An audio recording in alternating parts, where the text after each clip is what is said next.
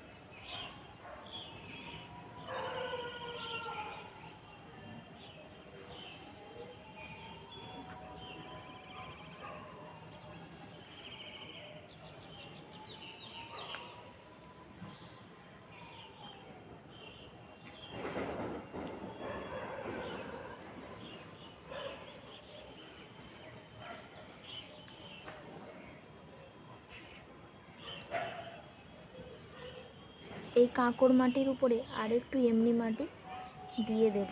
তো মাটিগুলো আনি, তারপরে দিয়ে দেব।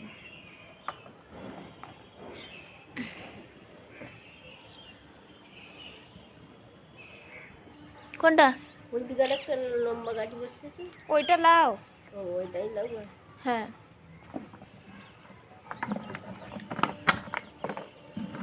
মাটিগুলো মেন খুব শক্ত।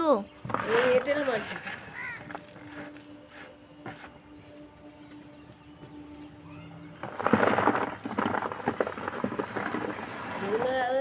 সোনার মতো, সোনার চুড়ির মতো লাল, সেই মাটিগুলোতে ভালো গাছপালা হয়। ওই তো বেলে মাটি আমাদের ওইদিকে আছে।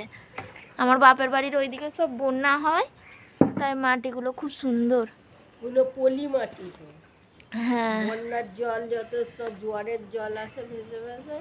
হ্যাঁ, ওই জন্য এই গাছটাকে বালি দিয়েই বেশি লাগিয়েছি। এই গাছ এই মাটিতে হয় না, ওই মাটিতেই ভালো গাছ। কিন্তু এখানে মাটি আর কোথায় পাবো?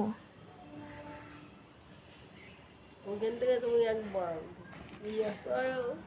আগের বারে এনেছিলাম, আগের বারে ড্রাগন ফ্রুট গাছটা ওতেই লাগিয়েছি।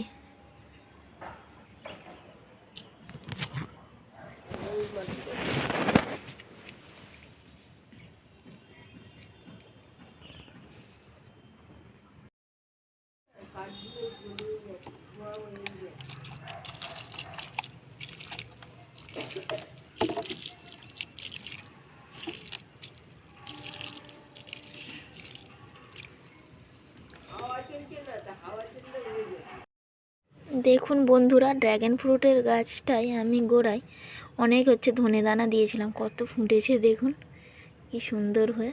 তবে ড্রাগন ফ্রুট গাছের গোড়াতে সেরকম কিছু গাছই দেওয়া চলে না, কিন্তু এগুলো সিজন ফসল বলে দিয়েছিলাম। কিছুদিন পরেই তো তুলে খেয়ে নেবো, তাই দিয়েছিলাম। দেখুন কত সুন্দর হয়েছে। আর এই ট্রেটাতেও ফাঁকাই আছে, তাই ভাবলাম পেঁয়াজ গাছ দিয়ে দিই, কেননা পেঁয়াজ গাছ দিলে পেঁয়াজ গাছেও জল লাগে না বেশি, আর ড্রাগন ফ্রুটেও বেশি জল লাগে না, তাই পেঁয়াজ গাছ দেবো বলে ভেবেছি।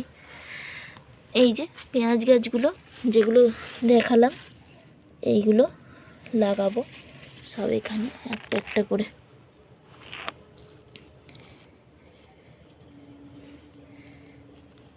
পেঁয়াজ গাছে তো বেশি জল লাগে না, আর ড্রাগন ফ্রুটেও বেশি জল লাগে না, তাই হয়ে যাবে। আর কিছুদিন পরেই তো তুলে খেয়ে নেবো, তাই এইভাবে লাগিয়ে দেবো পেঁয়াজ গাছগুলো।